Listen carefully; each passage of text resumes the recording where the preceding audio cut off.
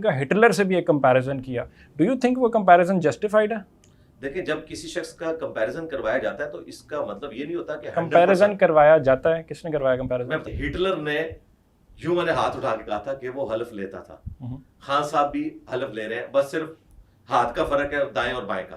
حلف لے رہے ہیں خان صاحب؟ ہاں, اپنے ماننے والوں سے انہوں نے حلف لیا تھا نا کہ جب میں آپ کو بلاؤں گا تو میرے بچے تو دوسرے ملک ہوں گے, لیکن آپ نے اپنے بچے لے کر آ جانا ہے اور اپنے بچے قربان کرنے ہیں میرے لیے.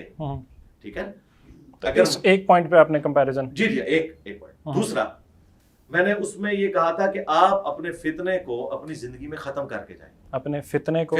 عمران خان ایک فتنہ ہے. جی میں بتا رہا ہوں نا, ہٹلر کس طرح آیا اوپر, الیکشنز کے ذریعے آیا. بالکل ایسے ہی, لیکن پہلے پروپیگنڈا ہوا سارا, اس کے بعد جس طریقے سے مسلط ہوا اور پھر اس نے جو کچھ کیا.